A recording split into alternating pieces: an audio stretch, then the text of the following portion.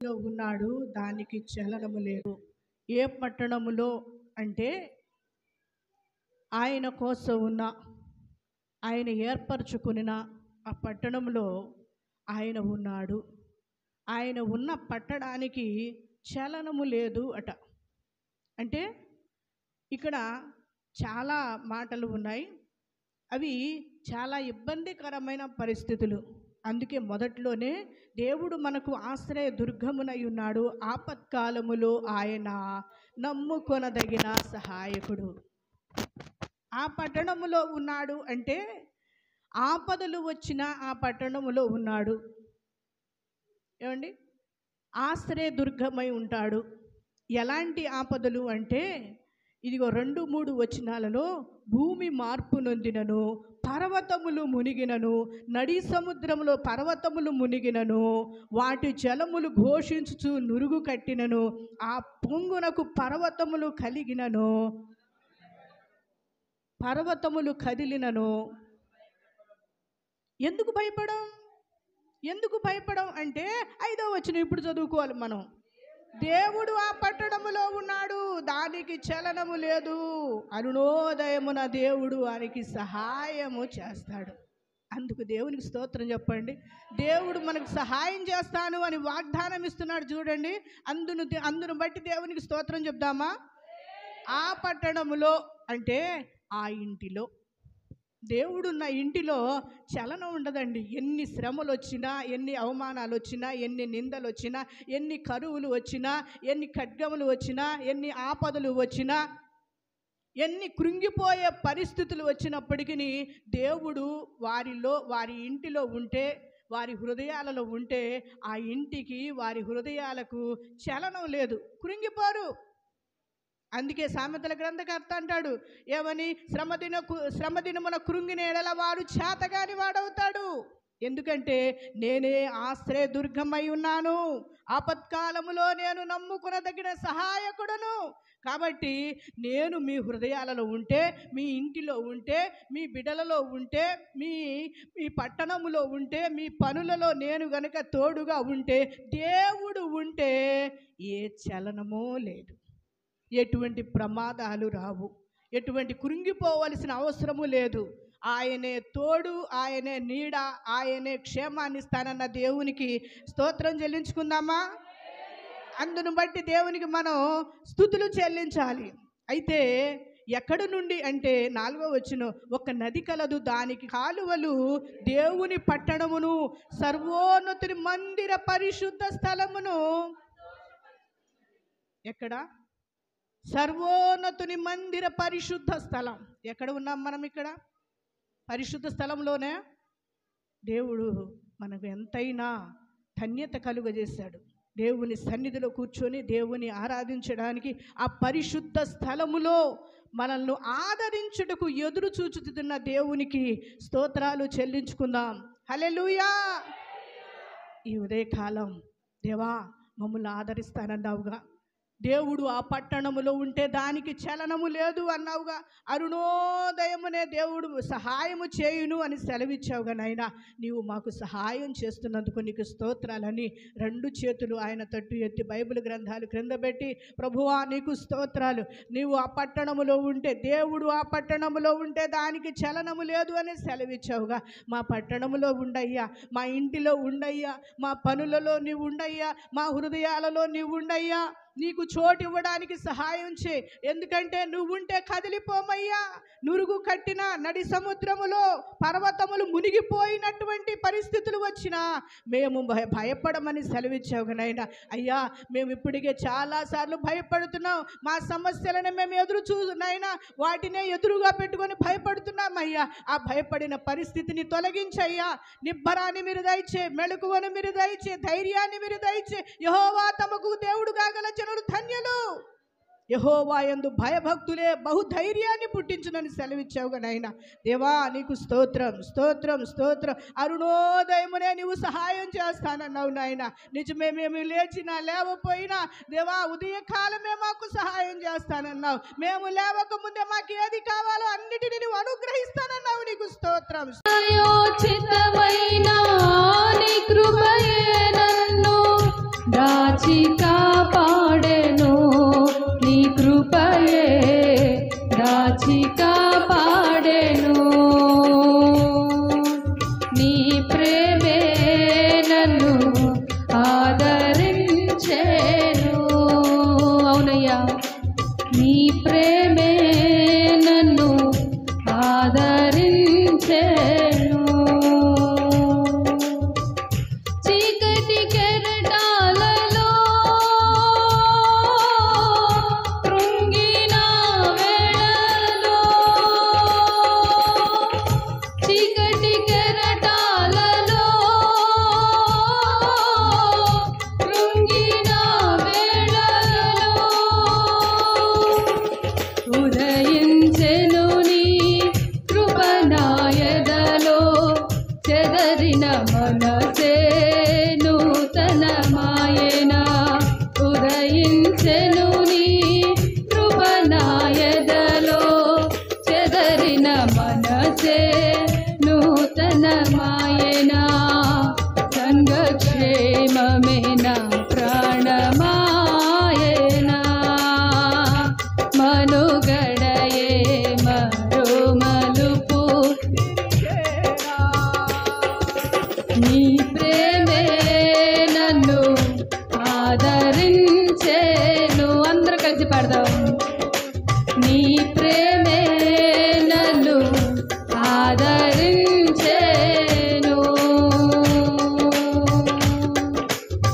బల సూచకమైన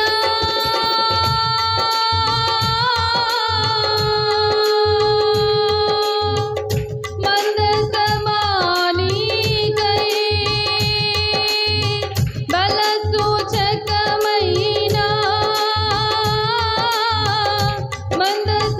మందసమానికై సజీవయాగమై యుక్తమైన సేవకై ఆత్మాభిషేకముతో నన్ను నింపితివా సజీవయాగమై యుక్తమైన సేవకై ఆత్మాభిషేకముతో నన్ను నింపితివా సంగక్షేమమే నా ప్రాణమాయెనా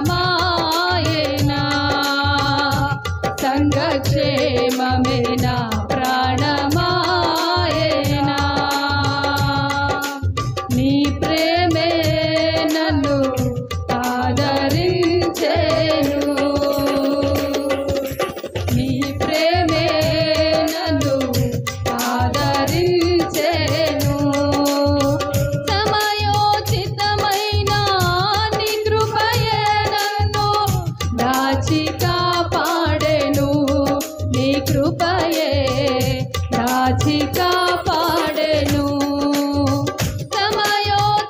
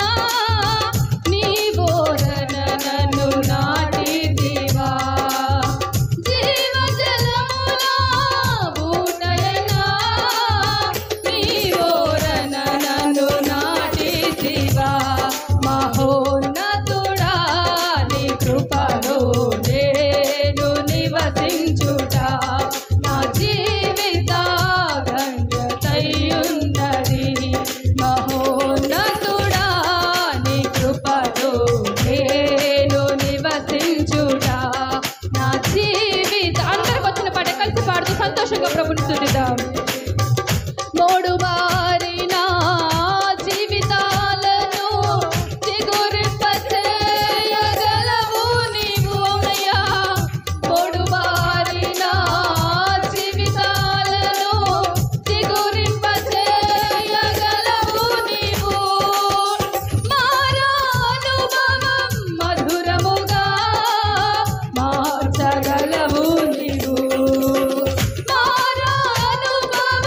మధురముగా మార్చగలవు నీవు. మహోన్నతుడా నీ కృపలో నేను నివసించుట నా జీవిత ధన్యతయున్నది. మహోన్నతుడా నీ కృపలో నేను నివసించుట నా జీవిత. ఆకుబడక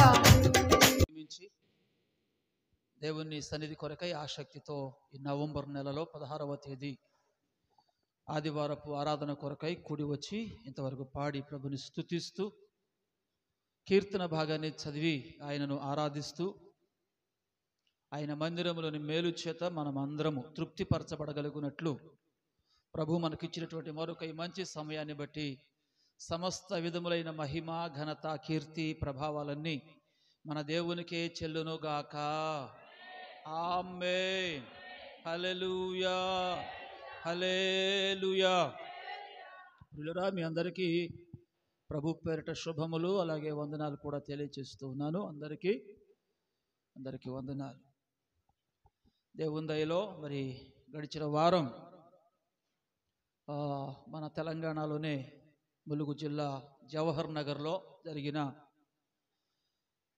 పాస్టర్ ఆనంద్ పాల్ గారి 21 రోజుల ప్రత్యేక ఉపవాస ప్రార్థన కూడికలలో చివరి దినాలలో ఉన్నటువంటి 3 రోజులలో మొదటి 2 రోజులు అక్కడకు వెళ్ళి దేవుని యొక్క వాక్య పరిచర్య చేసి మరలా క్షేమంగా రావడానికి ప్రభు కృప చూపారు.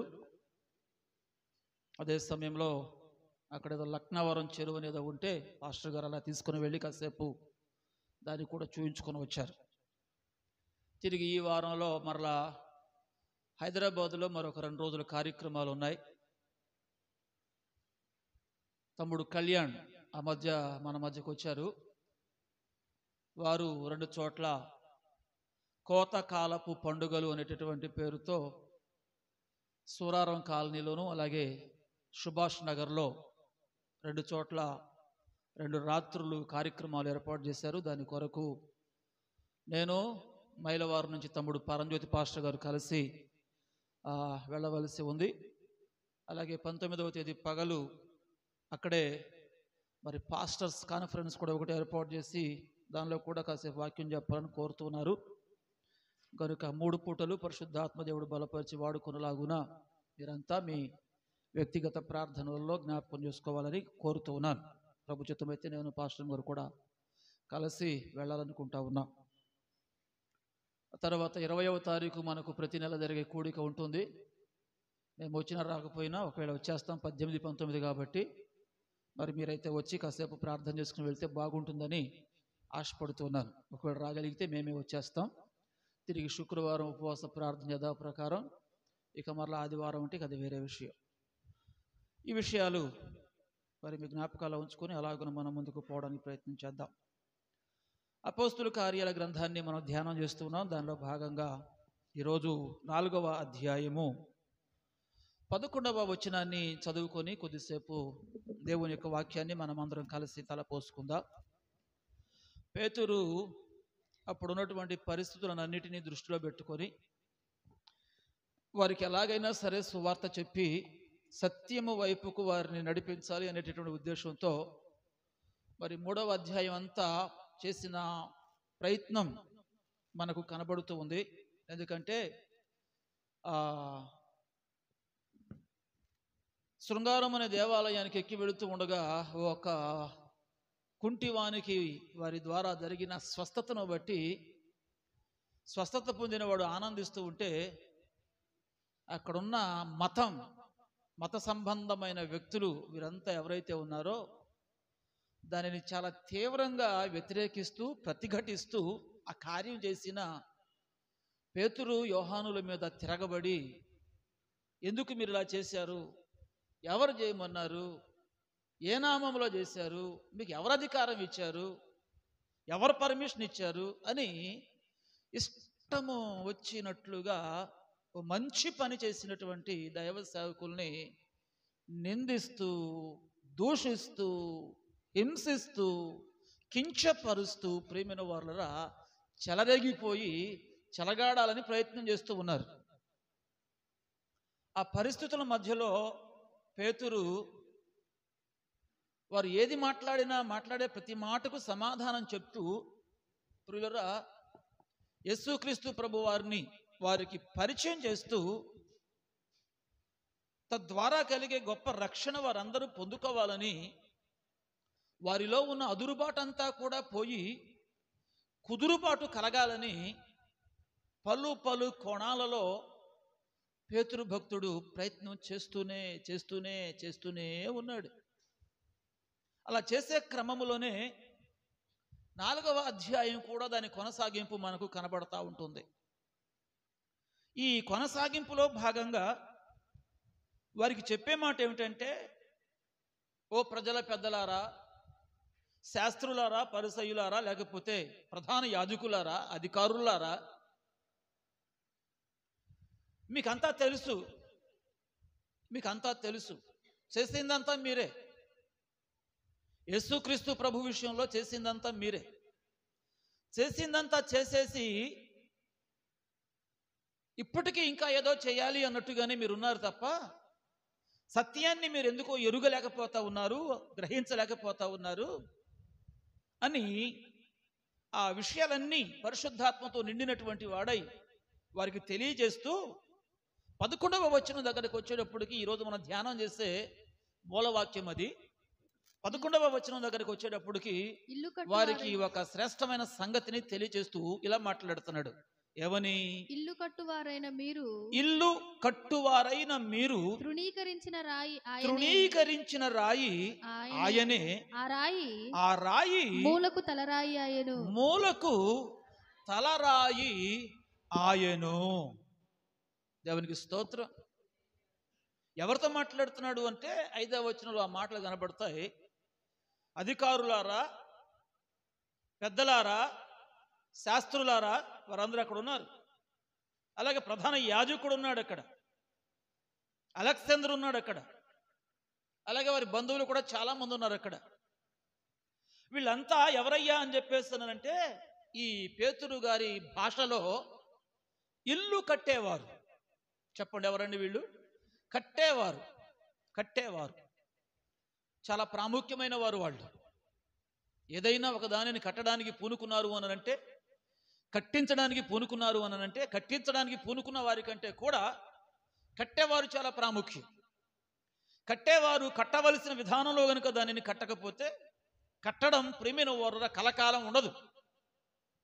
అందుకొరకు వారితో మాట్లాడుతూ ఇలా చెప్తున్నాడు, మీరు ఇల్లు కట్టువారై ఉన్నారు. ఏమై ఉన్నారు? ఇల్లు కట్టువారై ఉన్నారు.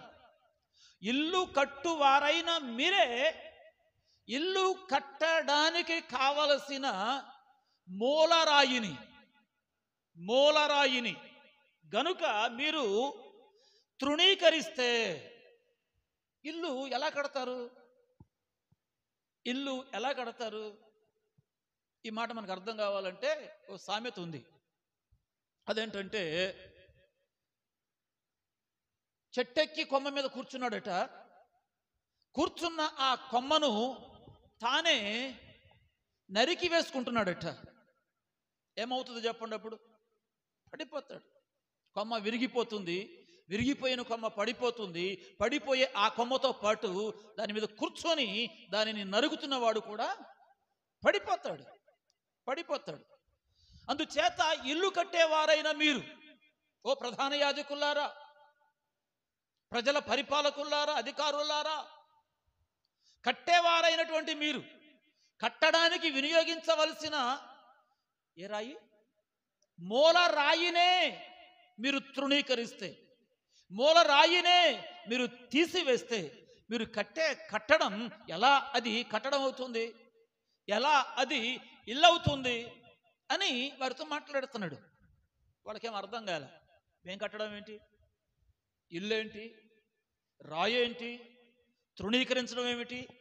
ఈ విధంగా ప్రియమైన వారులరా ప్రశ్నార్థకంగా బహుశా వారి వైపు చూస్తున్నట్లున్నారు. కట్టడం అనగానే యేసుక్రీస్తు ప్రభువారు ఓ అందమైన కట్టడాన్ని, ఒక పెద్ద భవంతిని చూపించి దీనిని పడగొట్టండి, 3 దినములలో నేను తిరిగి దానిని ఏమండి నిలబెడతాను అన్నాడు. వాళ్ళకేం అర్థం కాల. అర్థం కాక దానిని ఒక పెద్ద అద్భుతత్వంలో చూపించి ఇతగాడు దేవదూషణ చేశాడు, యూదులు ఎంతో పవిత్రంగా భావించే ఆలయాన్ని పడగొట్టేయండి అన్నాడు, దానికి మేమే సాక్షులం, ఆలయాన్ని పడగొట్టడం ఏంటి, ఆలయం అంటే దైవ సంబంధమైనది కదా అని ఆ సందర్భాన్ని ఆధారం చేసుకొని ఆయన మీద అనేక నేరాలు మోపిన వైనాన్ని దేవుని యొక్క వాక్యంలో మనం చూస్తాం. చాలాసార్లు దేవుడు అంటే యేసుక్రీస్తు ప్రభువారు ఈ లోకంలో శరీరధారిగా ఉంటూ ఆయన మాట్లాడినటువంటి మాటలను అర్థం చేసుకోవటంలో వారికి ప్రియమైన వారులరా బుర్ర సరిపోలా. ఆయన మాట్లాడే మాటలన్నీ ఆధ్యాత్మికమైనవి, ఆయన మాట్లాడే మాటలన్నీ ఆత్మ సంబంధమైనవి. అందుకే శరీరానుసారులట ఆత్మ సంబంధమైనటువంటి విషయాల మీద మనస్సును ఉంచరు అని బైబిల్లో రాయబడి ఉంది. శరీరానుసారులకు ఏ విధం ఎంతసేపు శరీర సంబంధమైన విషయాలే చెప్పాలి. అదే సమయంలో అక్కడ ఆత్మానుసారులు ఎవరైనా ఉంటే వాటిని స్వీకరించలేరు. అదే సమయంలో ఆత్మానుసారులకు ఆత్మ సంబంధమైన సంగతులే చెప్పాలి. కాదని శరీర సంబంధమైన విషయాలు ఏమైనా చెప్పామనుకోండి, వాటిని వారు అంతగా అంగీకరించలేరు. వారు ఉంటారు, వీరు ఉంటారు. అయితే సంగతి ఏంటంటే శరీరానుసారులు ఆత్మానుసారులుగా మారాలి, కానీ ఆత్మానుసారులు శరీరానుసారులుగా మారకూడదు. ఇక్కడ వీళ్ళు ఏకాడికి శరీరానుసారంగా ఆలోచిస్తారే తప్ప ఆధ్యాత్మిక కోణంలో చెప్పే ఏ సంగతిని కూడా ప్రేమిన వారులరా మనస్కరించడానికి కావలసినటువంటి పరిపక్వత లేదు. ఇల్లు కట్టువారు నిషేధించిన లేక తృణీకరించిన రాయి మూలకు తలరాయి ఆయను. తలరాయిగా ఉండవలసిన ఆ రాయినే మీరు ఏం చేశారు, తృణీకరించారు. అలాగని చెప్పేస్తాను ఇక్కడ రాయి కోసం మాట్లాడుతున్నాడా? రాయి కోసం మాట్లాడుతున్నాడా? ఆయన రాయి కాదు, ఆయన రాయి కాదు, రప్ప కాదు, చెట్టు కాదు, పుట్ట కాదు, కొండ కాదు, పెద్ద గుట్ట కాదు. ఆయన సజీవుడు. ఆయన సజీవుడు. ఆయన సజీవుడు. మరి రాయి అంటాడేంటి? ప్రియమైన వారు రండి, యెషయా గ్రంథము 28వ అధ్యాయం. యెషయా గ్రంథము 28వ అధ్యాయము 16వ వాక్యం చూడండి. ప్రభువగు యెహోవా ఇలాగు సెలవిచ్చుచున్నాడు, సియోనులో పునాదిగా రాతిని వేసిన వాడును నేనే. సియోనులో పునాదిగా రాతిని వేసిన వాడును నేనే. అది పరిశోధింపబడిన రాయి, అమూల్యమైన తలరాయి, బహుస్థిరమైన పునాది అయిన మూలరాయి అయి ఉన్నది. విశ్వసించువాడు కలవరపడడు. దేవునికి స్తోత్రం. ప్రభునందు ప్రియమైన వారులారా, ప్రవక్త అయినటువంటి యెషయాకు దేవాది దేవుడైనటువంటి యెహోవా తన్ను తానే బయలుపరుచుకొనుచు, ప్రత్యక్షపరుచుకొనుచు, పరిచయం చేసుకొనుచు ఈ మాట తెలియజేస్తూ ఉన్నాడు. సియోనులో పునాదిగా రాతిని వేసిన వాడను నేనే. సియోనులో పునాదిగా రాతిని వేసిన వాడను నేనే. అంటే ఈ రాయి పునాది రాయి. చెప్పండి, ఏ రాయి? పునాది రాయి. పునాది, అనాది. అంటే ఏదైనా ఒక పనిని ప్రారంభించడానికి, అంటే ఒక కట్టడాన్ని కట్టడానికి పూనుకున్నప్పుడు మొట్టమొదట ఏ పని చేస్తారు చెప్పండి? పునాది పనేగా. పునాది, పునాది, ప్రారంభపు పనే పునాది. కాబట్టి ఈ సృష్టి అంతటికి పునాది, ఈ జగమంతటికి పునాది, ఈ సృష్టిపై నిర్మితమైనటువంటి ప్రియమైన వారురా మన కంటికి కనబడుతున్న ఈ సృష్టమంతటికి పునాది. ఆయన అంటున్నాడు, నేను వేసి తిని ఆది యందు దేవుడు భూమి ఆకాశములను సృజించెను. ఆది యందు దేవుడు భూమి ఆకాశములను సృజించెను. ఆయన సృజింపనిదే, ఆయన కలగజేయనిదే, ఆయన ఏర్పాటు చేయనిదే క్రీస్తునందు ప్రియమైన వారులరా ఏదీ లేదు. అందుకే సియోనులో నేను పునాదిని, పునాదిగా రాతిని వేసిన వాడను నేనే అని చెప్పి ఆ రాయిని గురించి మాట్లాడుతూ అంటున్నాడు. ఏమని? అది పరిశోధింపబడిన రాయి, అమూల్యమైన తలరాయి, బహుస్థిరమైన పునాది రాయి అయిన మూలరాయి అయి ఉన్నది అని రాయబడింది. అట్టి రాతిని విశ్వసించువాడు కలవరపడడు. కలవరపడడు. విశ్వసించువాడు కలవరపడడు. ఎవరిని విశ్వసించాలి? పరిశోధింపబడిన రాయి. ఎవరిని విశ్వసించాలి? అమూల్యమైన తలరాయి. ఎవరిని విశ్వసించాలి? బహుస్థిరమైన పునాది అయిన మూలరాయిని. అమ్మ చెప్పండి, ఏం చేయాలి? విశ్వసించాలి. అలాగని చెప్పేసి ఇక్కడ రాయి కోసం మాట్లాడుతున్నాడు అని చెప్పేస్తానంటే కానే కాదు. సియోనులో పునాదిగా రాతిని వేసిన వాడను నేనే. రాతిని వేసిన వాడను నేనే. రాతిని అనగా లేక రాయి అనగా మీరు క్రీస్తునందు ప్రియమైన వారు అక్షరార్థంగా కంటికి కనబడే రాయి అని అనుకోకండి.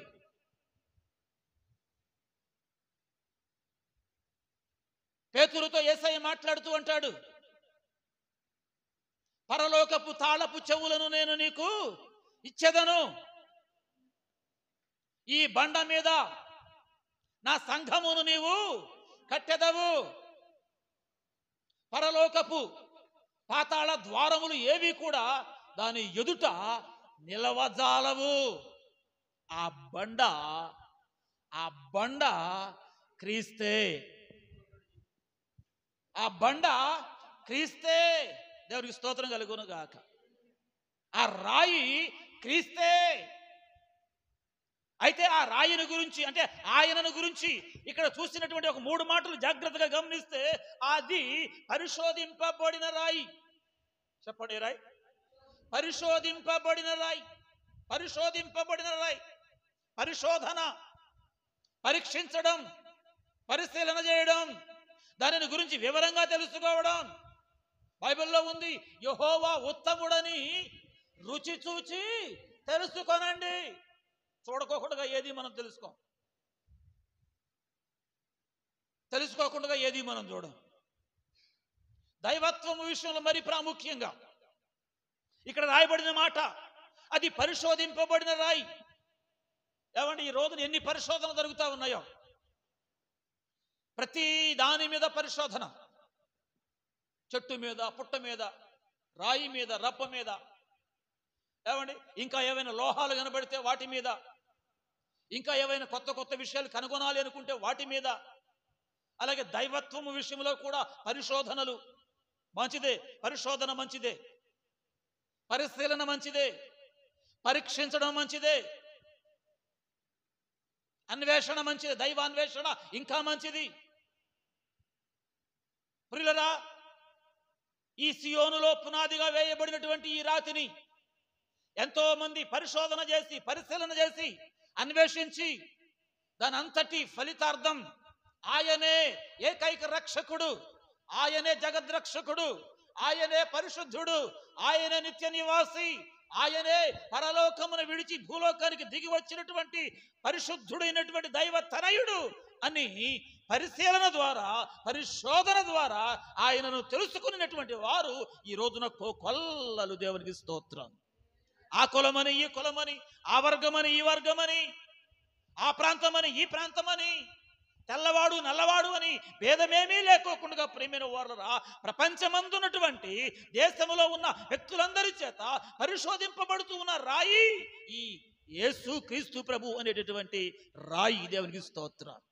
ఎవరు దీనిని ఎంతగా పరిశీలన చేస్తున్నారో, పరిశోధిస్తున్నారో వారందరికీ అర్థమవుతా ఉంది ఈ రాయే పునాది రాయి అని. ఈ రాయిని గురించి అక్కడికి రాయబడిన మాట మనం చూసినట్లయితే, అమూల్యమైన తలరాయి. ఈ రాయి చెప్పండి, అమూల్యమైన తలరాయి. అమూల్యమైనది, మూల్యం చెల్లిస్తే దొరికేది కాదు ఇది. దైవము ప్రియమైన వారులా మన మీద చెల్లించిన దానిని వలన మనకు దొరికినటువంటిది కాదు.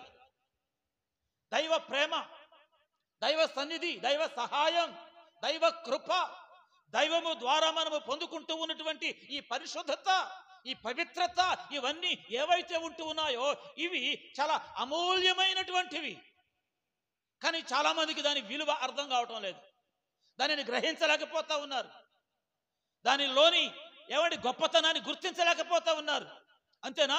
ఇంకా కిందకు వచ్చినప్పుడు బహుస్థిరమైన పునాది అయిన మూలరాయి అయి ఉన్నది. మూలరాయి అయి ఉన్నది, బహుస్థిరమైన పునాది అయిన మూలరాయి అయి ఉన్నది. ఈ రాయిని గురించి క్రీస్తునందు ప్రేమైన వారులరా, అపోస్తలుడైన పేతురు గారు అపోస్తల కార్యాలలో చెప్తూ వచ్చాడు. అంత మాత్రమే కాక తను రాసినటువంటి పత్రికలో కూడా మొదటి పత్రిక 2వ అధ్యాయము, మొదటి పత్రిక 2వ అధ్యాయము ఒకసారి 4వ వాక్యాన్ని చదువుదాం. 4వ వాక్యాన్ని చదువుదాం.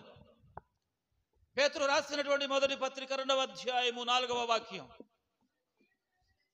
మనుషుల చేత విసర్జింపబడినను దేవుని దృష్టికి ఏర్పరచబడినదియు అమూల్యమును సజీవమునైన రాయియగు ప్రభువునొద్దకు.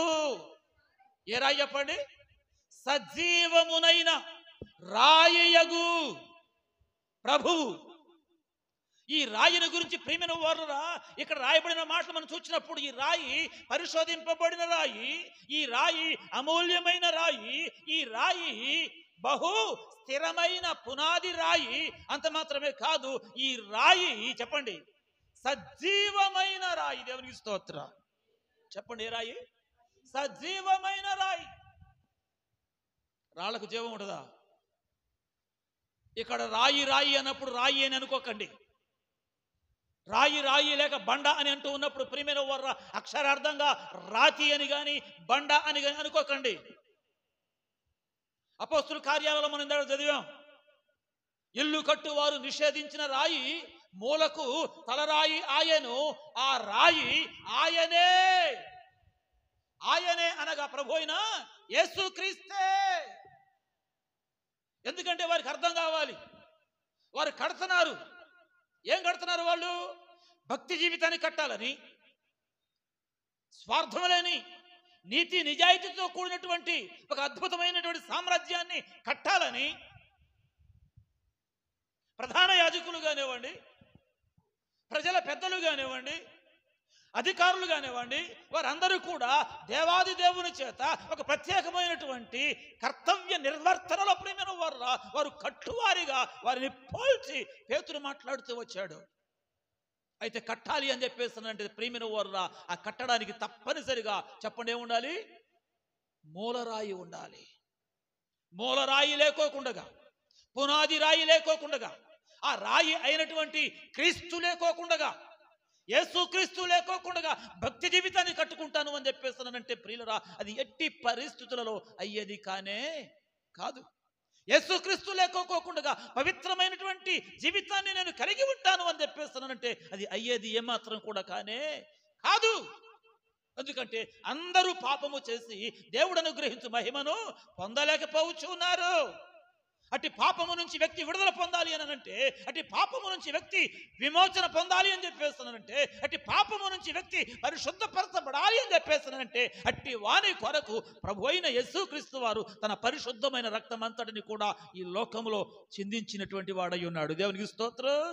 ఆయన చిందించిన రక్తము లేకోకుండా ఏ ఒక్క వ్యక్తి కూడా పరిశుద్ధపరచబడడానికి ఛాన్స్ లేదు లేదు. కానీ వచ్చిన గొడవ ఏమిటి? ఇప్పుడు ఆయన లేకోకుండానే మేము పునీతులం అయిపోతాం, ఆయన లేకోకుండానే మేము పవిత్రులం అయిపోతాం, ఆయన లేకోకుండానే మేము కట్టబడతాం ఒక కట్టడం లాగా అని అంటారు. సాధ్యమా? సాధ్యమా? ఏమండి, అసాధ్యం. ఇక్కడికి మరలా మనం వద్దాం. అసాధ్యం. కాబట్టి నిషేధింపబడిన రాయి యేసు. ఎవరంట? నిషేధింపబడిన రాయి, లేకుంటే తృణీకరింపబడిన రాయి, లేకపోతే లెక్కకు రాని రాయి. ఈ రోజున కూడా రాయి అని మనం మాట్లాడుతూ ఉన్నటువంటి క్రీస్తు యేసు ఎవరైతే ఉన్నారో ఆయనను ఆనాటి మతం ద్వేషించినట్లే, దూషించినట్లే, హింసించినట్లే, ఆయనను హతమార్చినట్లే క్రీస్తును ప్రేమిన వారు ప్రస్తుత దినాలలో కూడా ఎంతో మంది యేసుక్రీస్తు ప్రభుల వారిని దూషిస్తున్న వారు ఉన్నారు, ద్వేషిస్తున్న వారు ఉన్నారు, ఇష్టపడని వారు ఉన్నారు. అది కూడా ఎందుకు అని చెప్పేస్తానంటే, దేవుడే లేడు అనే నాస్తిక వాదంతో ఒకవేళ ఎవరైనా అలా చేస్తే పర్వాలేదు, కానీ దేవుడు పేరు చెప్తూ కూడా, దైవాన్ని అడ్డు పెట్టుకొని కూడా, ఎవడు భక్తిని అడ్డు పెట్టుకొని కూడా భక్తిని విమర్శించేవారు, అపరిశుద్ధమైన అపవిత్రమైన కార్యకలాపాలలో పాలు పంపులు పొందుతూ పవిత్రమైన పరిశుద్ధమైన భక్తి జీవితాన్ని జీవించడానికి ప్రయాసపడుతూ ఉన్నటువంటి వారిని ప్రియురా పాడు చేసేవారు. ప్రస్తుత దినాలలో కూడా ఎంతో మందిని మనము చూడక మానడం లేదు. జాగ్రత్తగా గమనించండి. ఈ మధ్యాహ్న కాల సమయంలో దేవుని యొక్క వాక్య భాగాలు మనం చూస్తూ ఉన్నాం. ఈ రాయి పరిశోధింపబడిన రాయి, ఈ రాయి అమూల్యమైన రాయి, ఈ రాయి బహు స్థిరమైన పునాది అయిన రాయి. అంతేకాదు, ఈ రాయి సజీవమైన రాయి. దేవునికి స్తోత్రం. ఏ రాళ్ల వలె ఉండి? సజీవమైన రాళ్ల వలె ఉండి, ఆత్మ సంబంధమైన మందిరముగా, ఆత్మ సంబంధమైన మందిరముగా కట్టబడుచున్నారు. మీరును సజీవమైన రాళ్లుగా ఉండి ఏమవుతున్నారట? ఒక ఆత్మ సంబంధమైన మందిరముగా కట్టబడుచున్నారు. కట్టబడుచున్నారు. ఏమండి? కట్టబడుచున్నారు. మనమందరం కట్టబడుతూ ఉన్నాం. ఎలా కట్టబడుతున్నాం? సజీవమైన రాళ్ళం అయితేనే కట్టబడతాం. నిర్జీవ రాళ్ళలాగా ఉన్నాం అనుకోండి, వేస్ట్. దైవ సంబంధమైన కార్యకలాపాలలో ప్రేమైన వారు ఏ విధమైన యాక్టివిటీస్లలో పాలు పంపులు పొందుకోకుండా నేను కూడా కట్టబడుతున్నాను అని చెప్పేస్తున్నానంటే కుదరదు. సజీవమైన రాయి, జీవము కలిగినది, చలనం కలిగి ఉంటుంది. జీవము కలిగినటువంటిది ఏమండి ఏదైనా పనిలో సహకరిస్తుంది. జీవము కలిగినటువంటిది ఏమండి ఇచ్చినది ఏదైనా ఉంటే పుచ్చుకుంటుంది, ఆ తర్వాత శక్తిని పొందుతుంది, ఆ తర్వాత ఏదో ఒక పనికి ప్రయోజనకరం అవుతుంది. దేవునికి స్తోత్రం. హల్లెలూయా. ఎలా కట్టబడాలంటే మనం ఆత్మ సంబంధమైన మందిరము వలె మనమందరము ప్రేమిన ఊర్రా కట్టబడాలి. మనమందరము కట్టబడాలి అని చెప్పేసానంటే ఈ ఆత్మ సంబంధమైన మందిరానికి మూలరాయి, పునాది రాయి, అమూల్యమైన రాయి, స్థిరమైన రాయి, సజీవమైన రాయి మొదట ఎవరయ్యా అని చెప్పేస్తున్నానంటే మన ప్రభు అయినా యేసే. యేసే యేసే. దేవునికి స్తోత్రం. ఆయన మీదైతేనే, ఆయనతో అయితేనే, ఆయనను అనుసరిస్తేనే, ఆయనతో కూడా ప్రేమిన వారుల కలిసి మనం ఒక ఆత్మ సంబంధమైన మందిరముగా కట్టబడడానికి సాధ్యము కాదు. సాధ్యం కాదు. కట్టబడదాం అంటారు మరి మనం అందరం? చెప్పండి, కట్టబడదాం అంటారు మనం అందరం? కట్టబడాలి అనేటటువంటి కోరిక, ఆశ, ఆలోచన ఏమైనా మీకుందా? దేవుని స్తోత్రం కలుగును గాక. హల్లెలూయా. రండి ఒకసారి దేవుని యొక్క వాక్యాన్ని మనం పరిశీలన చేసినట్లయితే ఎఫెసీ పత్రిక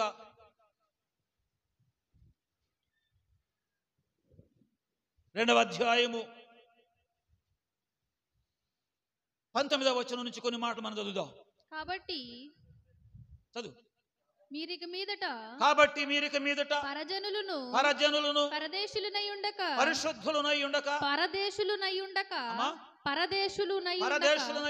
పరిశుద్ధులతో ఏక పట్టణస్థులను దేవుని ఇంటి వారునై ఉన్నారు. క్రీస్తు యేసే ముఖ్యమైన మూలరాయి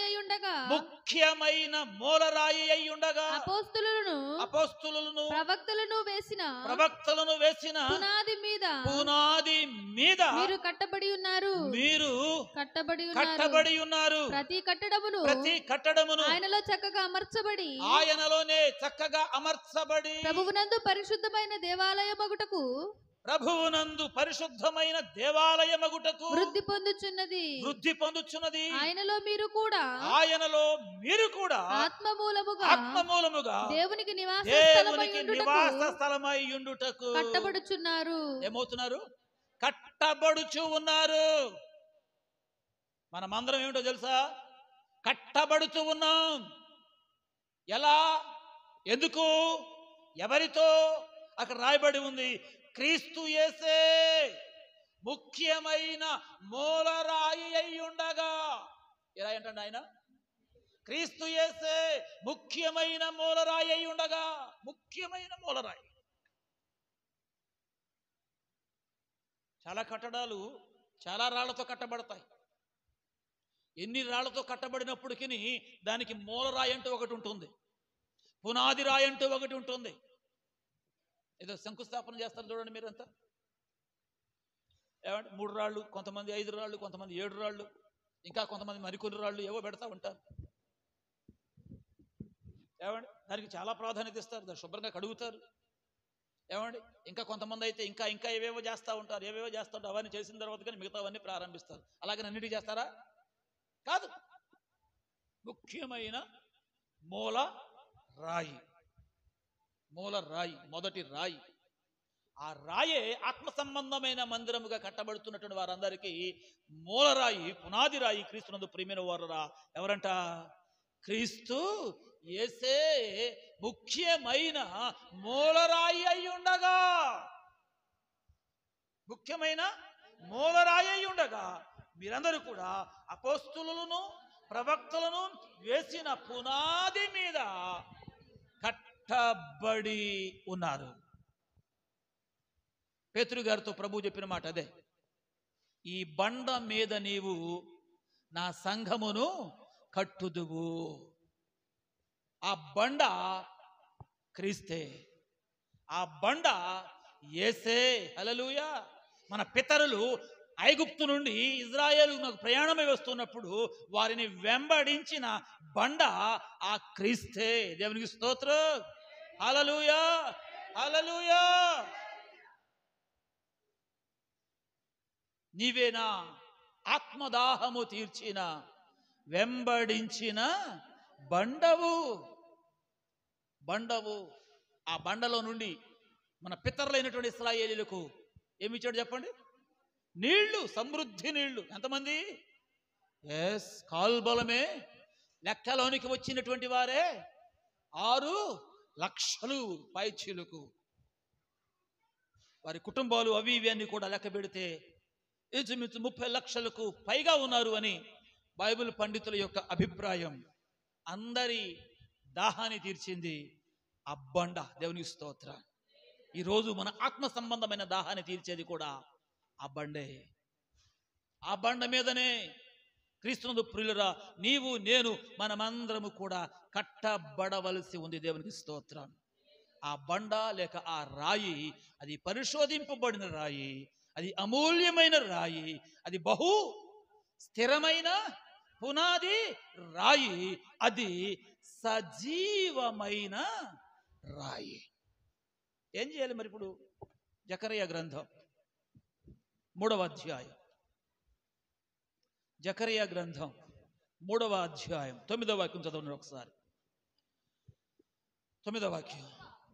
యెహోషువ ఎదుట యెహోషువ ఎదుట నేనుంచిన రాతిని నేనుంచిన రాతిని తేరి తేరి చూడుడి. ఆ రాతికి 7 నేత్రములున్నవి. ఏమున్నాయంటండి? ఆ రాతికి 7 నేత్రములున్నవి. దాని చెక్కడపు పని చేయువాడను దాని చెక్కడపు పని చేయువాడను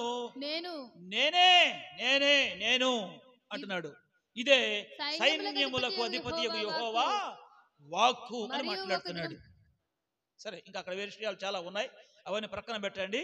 అయితే ఆ మొదటి పాయింట్ ఏమిటి?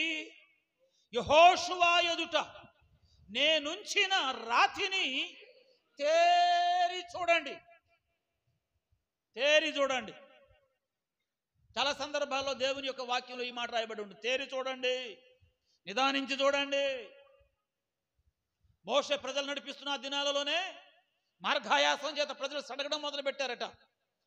ఎప్పుడైతే వీళ్ళు సడగడం ప్రారంభించారో వెంటనే వారి మధ్యలోనికి తాపకరమైన సర్పాలు ఏవేవో వచ్చినాయి అంట. వచ్చి ఒక్కొక్కడిని కాటేస్తా ఉంటే కాటు పడిన వాళ్ళందరూ కూడా చస్తున్నారట. మ్యాటర్ అర్థమైపోయింది. మేము పాపం చేశాం కాబట్టి మా మధ్యకి ఏమొచ్చాయి? వచ్చాయి. మేము చస్తున్నాం కాబట్టి మా పాప పరిహారం కోసం ఏదైనా చేయి బాబు అని చెప్పేసి మరలా మోషే గారి దగ్గరికి వెళ్ళి వేడుకుంటే మోషే గారు మొత్తానికి ప్రార్థన చేస్తే దేవుడు చెప్పాడు, ఏం చెప్పమన్నాడు? ఏ సర్పాలైతే వారిని కరుస్తున్నాయో అదే ఆకారంలో ఇత్తడి సర్పం ఒకటి తయారు చేసి ఒక స్తంభం మీద దాన్ని నిలవబెట్టు. ఎవడైతే సర్పము చేత కరవబడ్డాడో వాళ్ళందరూ దాని వైపు నిదానించి కనుక చూడగలిగితే వాళ్ళు బ్రతుకుతారు అని చెప్పేసి ఒక సందర్భంలో చెప్పిన మాట మనం చూస్తాం. దేవుని స్తోత్రం కలుగును గాక. అలాగని చెప్పేసి ఇప్పుడు సర్పాన్ని మనం చూస్తే బ్రతుకుతారన్నారు కదా అని చెప్పేసి అది ఆ సందర్భం వరకే. ఏ సందర్భం వరకు? ఆ సందర్భం వరకే. అలాగని చెప్పేసి ఇప్పుడు కూడా ఏమండి పెట్టేసుకొని ఏమండి మేము ఏదో చేస్తామని చెప్పేస్తానంటే రక్షణ కలగదు, బ్రతకరు. వాక్యం సెలవిస్తున్నటువంటి మాట. కాబట్టి ఇక్కడ కూడా అంటున్నాడు, యెహోషువ ఎదుట నేను ఉంచినటువంటి రాతిని తేరి చూడండి, పరిశీలన చేయండి, పరిశోధన చేయండి, పరీక్షించండి. అంటే ఇప్పుడు ఈ రాయి అని అక్కడ అర్థం కానే కాదు. ఈ బండ మీద ఆయన ఈ సంఘాన్ని కడతానన్నాడు. అద్భుతం ప్రియమైన వారులరా. చరిత్రను మనం పరిశీలన చేస్తూ దేవుని యొక్క వాక్యాన్ని ఒకవేళ మనం నేర్చుకోవాలని కనుక ఆశపడితే ఈ విషయాలన్నీ మనకు బాగా అర్థం కావడానికి ఒక్కసారి మనము దానియేలు గ్రంథంలోనికి వెళ్ళాలి. దానియేలు గ్రంథం అందరూ కూడా తీయండి. 2వ అధ్యాయము వాక్యాన్ని మనం పరిశీలన చేస్తే 31వ వచనం దగ్గర నుండి 45వ వచనం వరకు ఉన్నటువంటి వాక్యాన్ని ప్రియమైన వారిలో మనం జాగ్రత్తగా చదవవలసి ఉంటుంది. ఒక్కసారి అందరూ కూడా తీయండి. ఇక్కడ ఈ వాక్యాన్ని మనం ఆలోచన చేసినప్పుడు నెబుకద్నెజరు బబులోను సామ్రాజ్యాన్ని ఏలుబడి చేస్తూ ఉన్నటువంటి మహారాజు అయినటువంటి నెబుకద్నెజరు ఆ రాత్రి పడుకుంటే ఆయనకు ఒక పెద్ద కళ. కానీ తెల్లారేసరికి వచ్చిన గొడవ ఏంటంటే కళ మర్చిపోయాడు. అంత అయోమయం అయిపోయింది. ఏం చేయాలో అర్థం కావట్లా.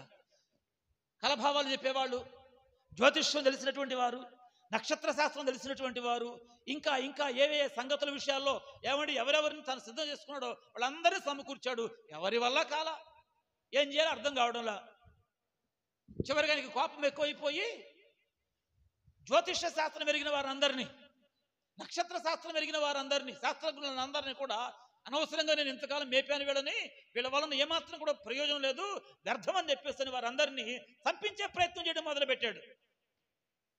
ఆ సమయానికి ఈ వార్త కాస్త అప్పటికి ఆ దేశంలో ఉన్నటువంటి దానియేలు గారికి వినబడింది. దాంతో ప్రియమైన వారురా పర్మిషన్ తీసుకొని ఆ కళ ఏమిటో, కళ భావం ఏమిటో చెప్పడానికి సాహసించి మరి అక్కడికి వెళ్ళిన తర్వాత జరిగినట్టు సంగతి అంతా కూడా ప్రియమైన వారురా ఈ వచనాలన్నిటిలో మనకు కనబడతా ఉంటుంది. ఇప్పుడు ఇవన్నీ కూడా వివరించి చెప్పడానికి సమయం కాదు, కానీ జస్ట్ కొన్ని మాటలు మనం చదువుకుంటూ ముందుకు వెళ్ళే ప్రయత్నం చేద్దాం రండి. అందరూ దానియేలు గ్రంథం 2వ అధ్యాయము 31వ వచనం నుంచి 45వ వచనం వరకు జాగ్రత్తగా నెమ్మదిగా చదవండి. మిగతా వారందరూ కూడా జాగ్రత్తగా దాన్ని పరిశీలన చేయండి. రాజా తాము చూచుచుండగా బ్రహ్మాండముకు ఒక ప్రతిమ కనబడెను గదా. ఈ గొప్ప ప్రతిమ మహాప్రకాశమును భయంకరమునైన రూపమును గలదై తమరి ఎదుట నిలిచెను. ఆ ప్రతిమ యొక్క శిరస్సు మేలిమి బంగారుమయమైనదియు, దాని రొమ్మును భుజములును వెండివియు, దాని ఉదరమును తొడలును ఇత్తడివియు, దాని మోకాళ్ళు ఇనపవియు, దాని పాదములలో ఒక భాగము ఇనుపదియు ఒక భాగము మట్టిదియునై ఉండెను. మరియు చేతి సహాయము లేక తీయబడిన ఒక రాయి ఇనుమును మట్టియు కలిసిన ఆ ప్రతిమ యొక్క పాదముల మీద పడి దాని పాదములను తుత్తునీయులుగా విరగగొట్టినట్టు తమకు కనబడెను. అంతటా ఇనుమును మట్టియు ఇత్తడియు వెండియు బంగారమును ఏకముగా దంచబడి కళ్ళెములోని చెత్తవలే కాగా వాటికి స్థలము ఎచ్చటను దొరకకుండా గాలి వాటిని కొట్టుకుని పోయెను. ప్రతిమను విరగగొట్టిన ఆ రాయి సర్వభూతలమంతా మహాపర్వతమాయెను. తాము కనిన కల ఇదే. దేవునికి స్తోత్రం. హల్లెలూయా. విన్నారా? కలగనిన వాడు కల మర్చిపోయాడు. కలగనిన వాడు కల మర్చిపోయాడు. విచిత్రం. కలగనిన వాడు కల మర్చిపోయాడు. కల మర్చిపోయి నేనేం కలగన్నానో చెప్పండి రండి. ఎవడు చెప్తాడు చెప్పండి? ఏమండి? కలగనిన వాడు కల మర్చిపోయి నేను కన్న కల ఏమిటో చెప్పండి అయ్యి అంటే ఎవడు చెప్తాడు చెప్పండి? ఎవడి వల్ల అవుతుంది చెప్పండి? ఎవరి వల్ల? కాల. దేవునికి స్తోత్రం. చెబుదాం గట్టిగా. కలగ చేసిన వాడు దేవునికి స్తోత్రం. కల భావం ఎరిగిన వాడు దేవునికి స్తోత్రం. జీవము కలిగినటువంటి దేవుడు. సంగతి ఏంటంటే అప్పటికి బబులోను సామ్రాజ్యానికి భక్తి తెలుసు కానీ భక్తి ఎవరికి చెయ్యాలో తెలియదు. దైవం అంటే ఆసక్తి, దైవ కార్యాలంటే ఇష్టమే కానీ అది ఎవరి పేరిట చెయ్యాలో తెలియదు. అటువంటి అన్య సామ్రాజ్యమైనటువంటి బబులోనుకు దేవుడెవరో తెలియచేయపరచబడాలి. భక్తి ఎవరికి చేయాలో తెలియపరచబడాలి. ఇది జరగాలి అని చెప్పేస్తానంటే ఒక కలవరం పుట్టించేటటువంటి సన్నివేశం అక్కడ ఏర్పరచబడాలి. అందుకొరకు అన్నట్టుగా ప్రియమైన వారు దేవుడే ఎవరిని పట్టుకున్నాడు? ఇప్పుడు ఇక్కడ రాజ్య పాలన చేస్తూ ఉన్నటువంటి రాజైన నెబుకద్నెజరును పట్టుకున్నాడు. నెబుకద్నెజరును పట్టుకొని ఆయన పరుండి ఉండగా ప్రియమైన వారు ఆ రాత్రి వేళ ఆయనకు ఒక కళ వచ్చిందట. ఆ కళ ఎలా ఉందయ్యా అని చెప్పేసానంటే ముందే చెప్పాగా మీకు నేను. వాళ్ళకు ప్రతిమలన్నా పెద్ద పెద్ద విగ్రహాలన్నా విగ్రహ సంబంధమైన కార్యకలాపాలన్నా వాటి విషయమై వాళ్ళకున్న శ్రద్ధ, వాళ్ళకున్న ఆసక్తి చాలా ఎక్కువ. ఎందుకంటే ఈ షడ్రకు మిషక పెద్దగుల విషయంలో కానివ్వండి, దానియేలు విషయంలో కానివ్వండి, వారి మీద తప్పు మాపడానికి భక్తి పేరటే వారిని పరీక్షించారు. దేని పేరట? భక్తి పేరటే వారిని పరీక్షించారు. అందుచేత భక్తిపరమైన దర్శనాన్ని ఈ బబులోను సామ్రాజ్యాధినేత అయినటువంటి నెబుకద్నెజరుకు దేవుడు బయలుపరచడం మనం ఇక్కడ గమనిస్తున్నాం. గమనించినటువంటి దీనిలో జరిగిన సంగతి ఏంటి అని మనం చూసినట్లయితే ఈయన గారు పడుకున్నాడట. ఈయన గారు పడుకోగానే ఈయన గారికి కలలో ఒక గొప్ప బ్రహ్మాండమైన ప్రతిమ ఒకటి కనబడిందట. ఏం కనబడింది? బ్రహ్మాండమైన ప్రతిమ. మరి ఇది ఎంత ఉందో, దీని సైజ్ ఏంటో మరి మనకు కనపడలేదు. ప్రతిమ అంటే ఒక పెద్ద విగ్రహం. ఎంత విగ్రహం అయి ఉంటుంది? ఆ మధ్య మన ప్రధానమంత్రి గారు మోడీ గారు ఎవరి విగ్రహం అని పెట్టించింది? సర్దార్ వల్లభాయ్ పటేల్ గారి కంచు విగ్రహం. బహుశా దానికి మించి ఇంకేది లేదట. ఆ మధ్య మేము విజయవాడ వెళితే విజయవాడ పీడబ్ల్యూఐ గ్రౌండ్లో చాలా పెద్ద అంబేద్కర్ గారి విగ్రహాన్ని పెట్టారు. చాలా పెద్ద విగ్రహం. ఇంచుమించు పట్టణం అంతటికి కనబడేటట్టు ఉంది అది.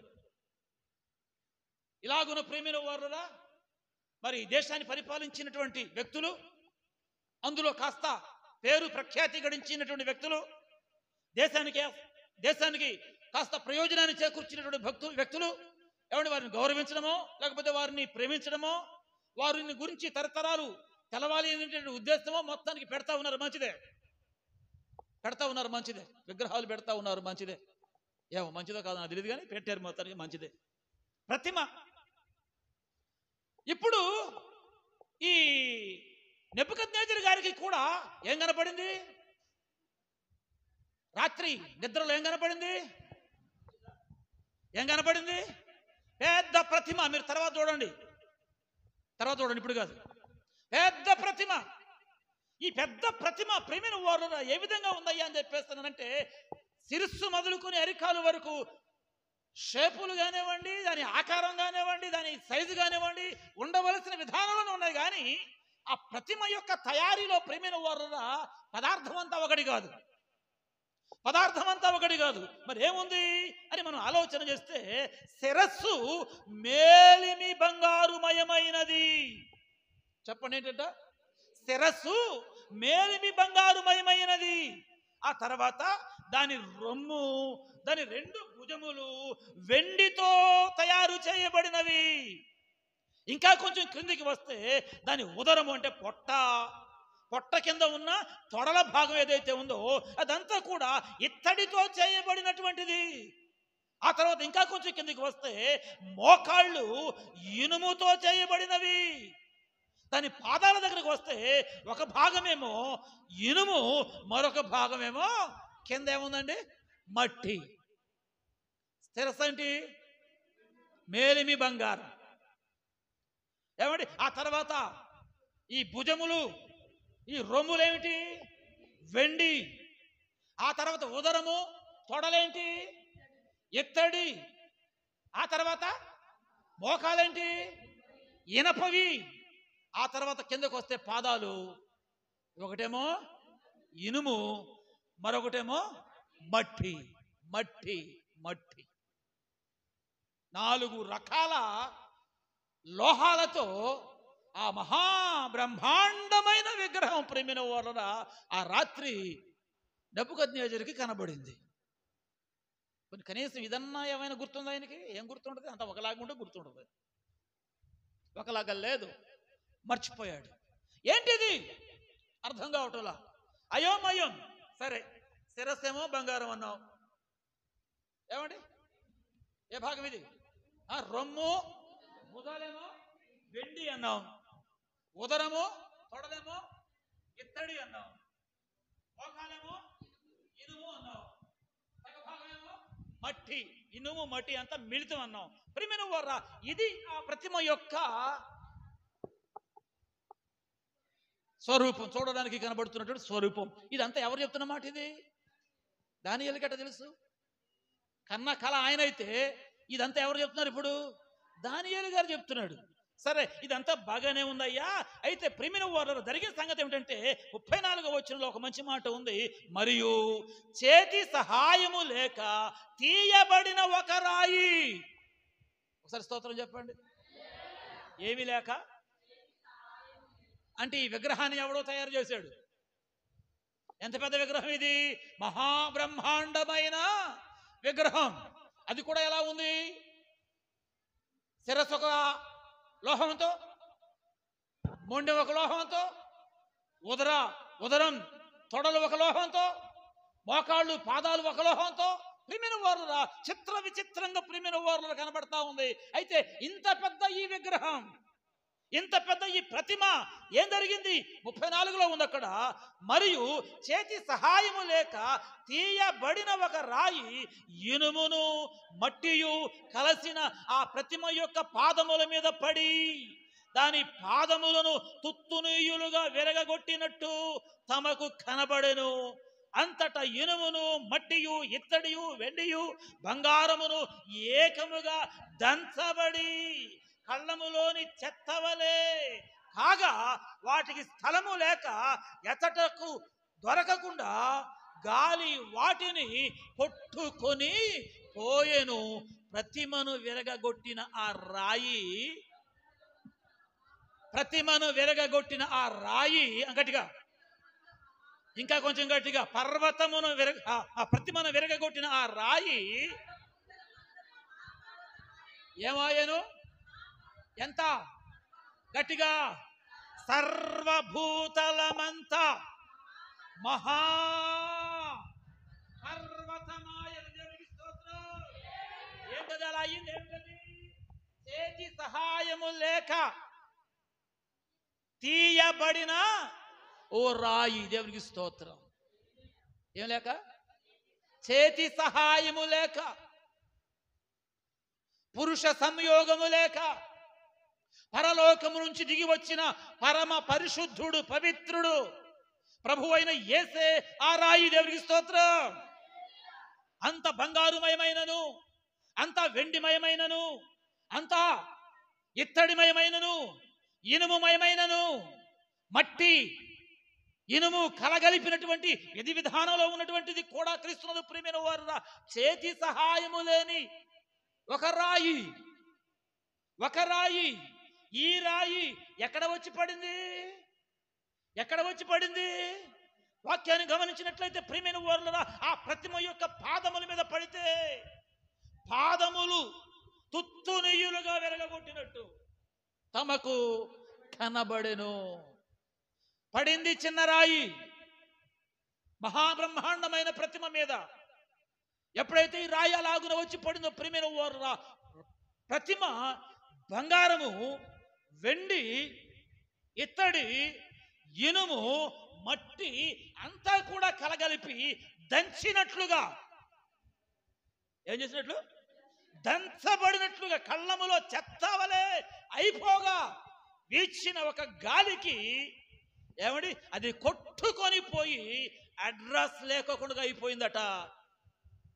అదే సమయంలో ఆ రాయి చేతి సహాయము లేక తీయబడిన ఆ రాయి అక్కడ రాయబడి ఉంది. ప్రియమైన వారు అద్భుతం ఏమన్నా తెలుసునా? సర్వభూతలమంతా మహా పర్వతమాయను. దేవునికి స్తోత్రం. మహాపర్వతమాయను. దేవునికి స్తోత్రం. అట్టి రాతిని తృణీకరిస్తే, విస్మరిస్తే, ఏమండి ద్వేషిస్తే, అసహించుకుంటే, ప్రియులరా పచ్చిగా చెప్పాలంటే అట్టి వారికి వాక్యాన్ని బట్టి పుట్టగతులు ఉండవు.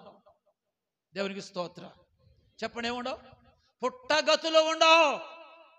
అందుచేత ఏ రాయిని నువ్వు నిషేధించినా, ఏ రాయిని నీవు తృణీకరించినా, క్రీస్తునందు ప్రియమైన వారురా శిరస్సు బంగారుమయమయము. వాక్యాన్ని మనం ఇక్కడ గమనించినప్పుడు రొమ్ము, భుజములు వెండిమయము. ఏమండి పొట్ట, ఉదరం ఇదంతా మనం చూసినప్పుడు ఇనుము, ఇత్తడి, ఇవన్నీ ఇంత పెద్ద ఆకారము, ఇంత గొప్ప విలువ, ఇంత గొప్ప ఘనత, ఇంత గొప్ప గౌరవం ఏవి ఉన్నప్పటికీ కూడా అవన్నీ కూడా చేతి సహాయము లేక తీయబడిన ఒక్క రాయి తగిలితే అడ్రస్ గల్లంత్. అడ్రస్ అని చెప్పండి, గల్లంత్. ఇది నెబుకద్నెజరుకు కలిగిన దర్శనం. ఇదే దర్శనాన్ని దానియేలు ఉన్నట్టుగా చెప్తే, అవునయ్యా మహానుభావ, నీవు నిజముగా దేవతల ఆత్మ కలిగిన వాడు అని చెప్పేస్తాని రాజైనటువంటి నెబుకద్నెజరు క్రీస్తునందు ప్రియమైన వారు వెంటనే సాష్టాంగ పడిపోయినటువంటి వైనాన్ని దేవునికి వాక్య భాగంలో మనం చూస్తాం. అంతేనా? ఏంటి దీని గొడవ? ఈ శిరస్సు ఏమిటి? ఈ రొమ్ము భాగం ఏమిటి? ఈ ఉదరం ఏమిటి? ఈ తొడల పరిస్థితి ఏమిటి? కిందకు వచ్చిన పరిస్థితి ఏమిటి? పైనేమో బంగారం, ఆ తర్వాత వెండి, ఆ తర్వాత ఇత్తడి, ఆ తర్వాత ఇనుము, ఆ తర్వాత మట్టి. జాగ్రత్తగా వినండి. ఈ 5 రకాల లోహాలలో దేనికి ఎక్కువ విలువ? బంగారానికి ఎక్కువ విలువ. అది కూడా మేలిమి బంగారం. అది మేలిమి బంగారంతో కూడిన రాజ్యమైనప్పటికీ, ఆ తర్వాత వెండి రాజ్యమైనప్పటికీ, ఆ తర్వాత ఇత్తడి, ఆ తర్వాత ఇనుము, ఆ తర్వాత మట్టి, ఈ 5 రకాల లోహాలు ప్రియమైన 5 రకాల రాజ్యాలను సూచిస్తూ ఆ కింద భావన మనం చూసినట్లయితే ఆ విషయాలన్నీ కూడా మనకు కనబడతాయి. మీరు తర్వాత ఆ వచనాన్ని చదువుకోనండి, ఇప్పుడు అవన్నీ వివరించి చెప్పడానికి సమయం కాదు. కానీ ప్రియమైన వారులారా, శిరస్సు బంగారము, ఇది బబులోను సామ్రాజ్యానికి గుర్తు. చెప్పండి, దేనికి గుర్తు? బబులోను సామ్రాజ్యానికి గుర్తు. అప్పటికి బబులోను సామ్రాజ్యాన్ని పరిపాలిస్తున్నది ఎవరయ్యా అని చెప్పేస్తానంటే, ఈ దానియేలు గ్రంథ చరిత్ర ప్రకారం రాజైన నెబుకద్నెజరు. రాజా, నీ రాజ్యము బంగారుమయమయము, నీ రాజ్యములో ప్రజలకు విలువ ఎక్కువ, నీ రాజ్య విలువలు బంగారముతో కూడినటువంటివి. నీవు శిరస్సు లాంటి వాడవి, విధానం బాగుంది అని చెప్పేసి ప్రియమైన వారురా ఒక కోణంలో మాట్లాడినట్టుగా మనం చూస్తాం. అయితే ఒక సమయం వస్తుంది, అది ఎంతకాలం అయ్యా అని చెప్పేస్తానంటే క్రీస్తు పూర్వం 626వ సంవత్సరం దగ్గర నుంచి 539వ సంవత్సరం వరకు ప్రియమైన వారురా బబులోను సామ్రాజ్యం అద్భుతమైన రీతిలో పరిపాలన చేయగలిగారు. ఆ తర్వాత నెబుకద్నెజరు ఏమండి, ఆ తర్వాత నెబుకద్నెజరు కొడుకు బెల్షాజరా వీళ్ళ అంతం మనం చూస్తాం. ఆ అంతం జరిగిపోయిన తర్వాత ప్రియమైన వారురా పారసిక మాదీయులు రావడం, వారి పరిపాలన జరిగించడం, అది రొమ్ము భుజములను సూచిస్తూ ఉంది. అనగా వెండి అంటే బంగారము కంటే కొంచెం తక్కువ స్థాయి. వీళ్ళెంతకాలం క్రీస్తు పూర్వం 539 నుంచి 331 వరకు వారు తమ పరిపాలన జరిగించినట్టుగా చరిత్ర మనకు చెప్తా ఉంది. ఆ తర్వాత ఉదరము తొడలు అన్నాడు ఇత్తడి. ఇది గ్రీకు సామ్రాజ్యం. గ్రీకు సామ్రాజ్యం పిల్లలు వినండి, బబులోను సామ్రాజ్యం గురించి బైబిల్లో రాయబడి ఉంది, మాదియా పారసీకుల సామ్రాజ్యం గురించి బైబిల్లో రాయబడి ఉంది. కానీ గ్రీకు సామ్రాజ్యం గురించి బైబిల్లో మనకు కనబడదు. అది మలాకి తర్వాత మత్తయి వరకు ఉన్న ఎన్ని సంవత్సరాలు, 400 సంవత్సరాల కాలాన్ని సూచిస్తూ ఉంది. అది ఆ రాజ్యాన్ని పరిపాలన చేసింది ది గ్రేట్ అలెగ్జాండర్. మనకు తెలుసు, సోషల్ స్టడీస్లో పుస్తకాల్లో కూడా మనం చదువుకుంటూ వస్తాం. అంటే దీనిని బట్టి మనకి ఏమర్థమవుతుంది, బైబిల్ చరిత్ర కలిగిన గ్రంథం. దేవునికి స్తోత్రం చెబుదాం గట్టిగా హల్లెలూయా. అంత మాత్రమే కాదు, మోకాళ్ళ దగ్గర నుంచి కిందకి వస్తే మట్టి ఇనుము మట్టి రెండు కలుస్తాయండి, చెప్పండి కలుస్తాయా? కలవు. ఈ ఇనుము మట్టి ఎలాగున కలవదో, గ్రీకు సామ్రాజ్యం అయిపోయిన తర్వాత వచ్చింది మరొక రాజ్యం, రోమా సామ్రాజ్యం. రోమా సామ్రాజ్యం. ఈ రోమా సామ్రాజ్యంలో క్రీస్తునందు ప్రియమైన వారు రకరకాల అలజడులు రావటం మనం చూస్తాం. బైబిల్ గ్రంథంలో 4 సువార్తలలో ఆ సామ్రాజ్యాన్ని గురించినటువంటి ప్రస్తావన మనకు కనబడతా ఉంటుంది. అలాగే రోమా పత్రిక, రోమీయులకు రాయబడిన పత్రిక, అంటే ఆ సామ్రాజ్యంలో నుండి కూడా సంఘము క్రీస్తునందు ప్రియమైన వారు పుట్టుకొచ్చినటువంటి తీరు మనం చూస్తాం. అయితే సంగతి ఏంటంటే, రాజులు పాలనలు జరుగుతూ ఉండగా ఈ చేతి సహాయము లేని ఆ రాయి వచ్చి ఆ పాదముల మీద పడగా శిరస్సు మొదలుకొని ఆ మహాపర్వతం ఏమండి దంచబడిన చెత్త వలె తయారవగా వీచిన ఆ గాలికి ఏమైపోయింది మొత్తం? స్తోత్రం చెప్పండి. ఇప్పుడు బబులోను సామ్రాజ్యం ఉందా? బబులోను రాజులు ఉన్నారా? మాదియా పారసీక సామ్రాజ్యాలు ఉన్నాయా? రోమా సామ్రాజ్యాలు ఉన్నాయా? ఏమండి గ్రీకు సామ్రాజ్యం అలెగ్జాండర్ గారు ఉన్నారా? ఏమైపోయారు? అలెగ్జాండర్ గారు ఎలా చనిపోయారు నాన్న? దోమ ఏం కుట్టింది? చిన్న దోమ. మహావీరుణ్ణి, రవి అస్తమింపని, ఏమండి విస్తీరణ కలిగినటువంటి సామ్రాజ్యం కలిగినటువంటి రోమ్ చక్రవర్తిని ప్రేమైన ఒక చిన్న దోమ కుడితే ఖతం అన్నాడట, నా 2 చేతులు సమాధులు. సమాజం అంతటికి ఒక సమాచారం వెళ్ళాలి, ఒక సందేశం వెళ్ళాలి. ప్రపంచమును జయించిన చక్రవర్తి అలెగ్జాండర్ కూడా వట్టి చేతులతోనే వెళ్తున్నాడు అని చెప్పేస్తాను. దేవునికి స్తోత్రం కలుగునుగాక. హల్లెలూయా, హల్లెలూయా. రాజులు కూలిరి, రాజ్యాలు కదిలిపోయాయి, చేతి సహాయము లేని రాయి. దేవునికి స్తోత్రం. ఆ రాయే మన ప్రభు అయిన యేసు క్రీస్తు. దేవునికి స్తోత్రం. ఏమయ్యాడంట? ఆ రాయి ఏమైందంట? ఏమండి అక్కడ రాయబడిన మాట ప్రియమైన వారు చాలా అద్భుతంగా ఉంది. అదేంటంటే, ఆ రాయి సర్వభూతలమంతా దేవునికి స్తోత్రం. ఈ రాజ్యాన్ని గురించిన చరిత్ర సుమారుగా 2600 సంవత్సరాలకు పూర్వం బబులోను సామ్రాజ్యాన్ని పరిపాలన చేస్తున్నటువంటి నెబుకద్నెజరుకు వచ్చినటువంటి దర్శనం, దాని వివరమంతా కూడా దానియేలు వారికి చెప్పాడు. చెప్పిన దానిని బట్టి సత్యాన్ని గ్రహించాడు. గ్రహించిన దానిని బట్టి బబులోను సామ్రాజ్యాది నేతలు ప్రేమైన వారురా దేవుడు ఎవరో తెలుసుకోగలిగారు. దేవునికి స్తోత్రం. పారసికపు దేశ రాజ్యాధికారులైనటువంటి కోరెషు, దర్యావేషు వారు కూడా దేవునికి లోబడి దేవుని చిత్తానికి తమను తాము అప్పగించుకున్న వైనాన్ని ప్రియమైన వారురా దేవుని యొక్క లేఖనాల్లో మనం చూస్తాం. ఇటొచ్చి గ్రీకు సామ్రాజ్యంలో నుండి మాత్రం మనకు చరిత్ర లేదు. తిరిగి మరలా రోమా సామ్రాజ్యంలో నుండి కూడా ఈ రాయి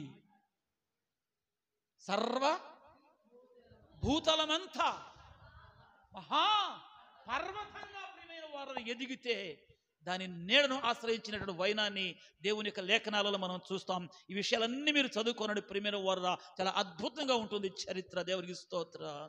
కాబట్టి ఇప్పుడు యేసు చేతి సహాయము లేని రాయే గాని గాని గాని సర్వభూతలమంతా మహా మహా చెప్పండి చెప్పండి మహా దేవునికి స్తోత్రం. ఈ రోజున యేసు పేరు తెలియని వాడు ఎవడు చెప్పండి? ఈ రోజున ఏ దేశానికి వెళితే యేసును నమ్మిన వాడు లేడు, ఏ దివికి వెళితే యేసుని నమ్మిన వాడు లేడు, ఏ ఖండానికి వెళితే యేసుని నమ్మిన వాడు లేడు. దేవుని స్తోత్రం కలుగునుగాక. ఏమండి, అట్టి రాయి, అట్టి మహాపర్వతమైనటువంటి క్రీస్తును తిరస్కరిస్తే, తృణీకరిస్తే ప్రియమైన వారులరా ఏమైపోయారు వీళ్ళు? ఈ రాజుల రాజ్యాలన్నీ కూడాను ఏమండి, ఇనుము మట్టి ఇత్తడి వెండి బంగారం ఏకముగా దంచబడి కళ్ళములోని చెత్తవలే కాగా వాటికి స్థలము లేక ఎచ్చట దొరకకుండా గాలి వాటిని కొట్టుకొని జాగ్రత్త, పోతావు జాగ్రత్త, పోతారు. ఈ రాయిని తృణీకరిస్తే, ఈ యేసును తృణీకరిస్తే, ఈ క్రీస్తును తృణీకరిస్తే ప్రేమైన వారలరా కొట్టుకుపోవడం తప్ప నరకానికి వేరే దారి లేదు. అందుకొరకు మరి మనం ఏం చేద్దాం? ఈ రాయిని పరిశోధిద్దాం. ఈ రాయిని ఏం చేద్దాం?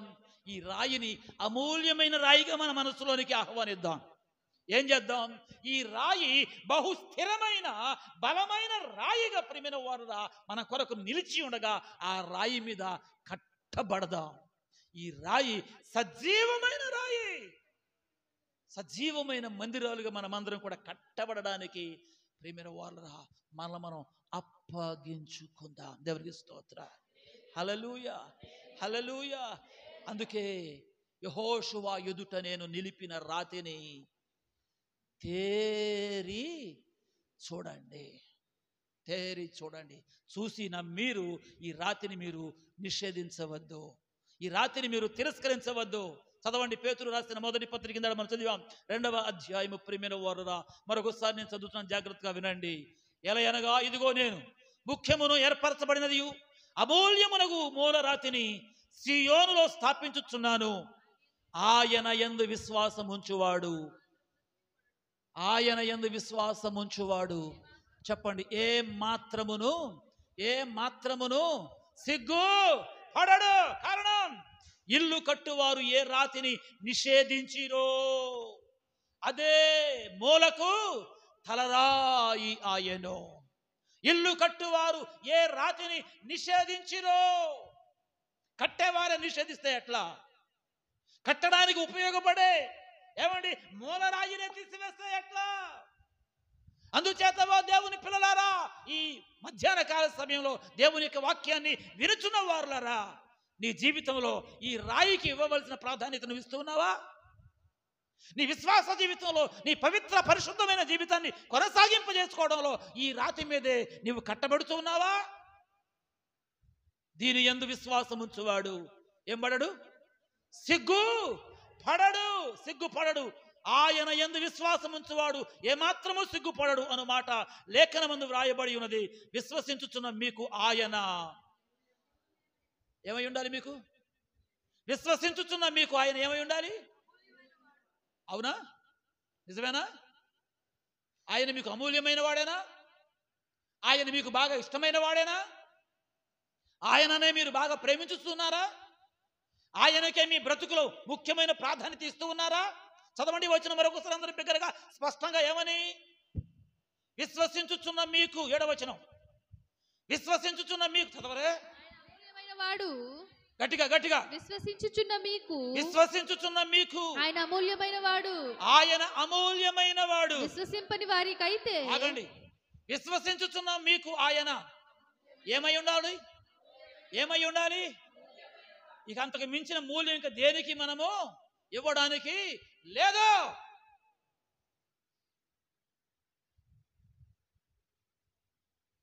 మీరు విశ్వసించిన వారు అని చెప్పిన అర్థమయ్యేది ఎప్పుడయ్యా అని చెప్పేసానంటే, ఆయనకు మీరిచ్చిన స్థానం, ఆయనకు మీరిచ్చే గౌరవం, ఆయనకు మీరిచ్చే ప్రాధాన్యత, ఆయనకు మీరిచ్చే ప్రాముఖ్యత. దేవునికి స్తోత్రం కలుగునుగాక. ఏంటంటే ఆయన విశ్వసించిన మీకు ఆయన అమూల్యమైన వాడు, అమూల్యమైన వాడు. ఇది కాదని ఒకవేళ రాయబడింది అక్కడ, జాగ్రత్త మీరు గమనించాలనుకుంటా నేను. విశ్వసింపని వారికైతే ఇల్లు కట్టు వారు ఏ రాతిని నిషేధించిరో అదే మూలకు తలరాయి ఆయను. అయితే అది విశ్వసింపని వారికి అడ్డురాయి అయి అడ్డు బండయు అంతే. లక్షల మంది నీరు లేక నోరెండి అలమటింతగా నిలచిన రాయి, 6 లక్షల మంది నీరు లేక నోరెండి అలమటింతగా నిలచిన రాయి, కొట్టబడి తీల్చబడి జీవజలములను ఇచ్చి సేదదీర్చినది రాయి, కొట్టబడి తీల్చబడి జీవజలములను ఇచ్చి సేదదీర్చినది రాయి, నిషేధింపబడినది రాయి, ఇది మూలకు తలరాయి, నిషేధింపబడినది రాయి, ఇది మూలకు తలరాయి. ఇనుము వెండి బంగారం ఇత్తడిని పిండి చేసి గాలిలోన కలిపినది రాయి, ఇనుము వెండి బంగారం ఇత్తడిని పిండి చేసి గాలిలోన కలిపినది రాయి, అద్భుతము ఆశ్చర్యం దీనిపైన పడువాడు తునకలైపోవుట తథ్యమో, అద్భుతము ఆశ్చర్యం దీనిపైన పడువాడు తునకలైపోవుట తథ్యమో, నిషేధింపబడినది రాయి, ఇది మూలకు తలరాయి, నిషేధింపబడినది రాయి, ఇది మూలకు తలరాయి. సర్వభూతలమంత మహాపర్వతం పైన రాయి, సర్వభూతలమంత మహాపర్వతం పైన రాయి, కలగడగా వాడబడి నూనె పోసి ప్రతిష్ఠించి నిలబెట్టినది ఈ రాయి, కలగడగా వాడబడి నూనె పోసి ప్రతిష్ఠించి నిలబెట్టినది ఈ రాయి, నిషేధింపబడినది రాయి, ఇది మూలకు తలరాయి, నిషేధింపబడినది రాయి, ఇది మూలకు తలరాయి. హల్లెలూయా, హల్లెలూయా.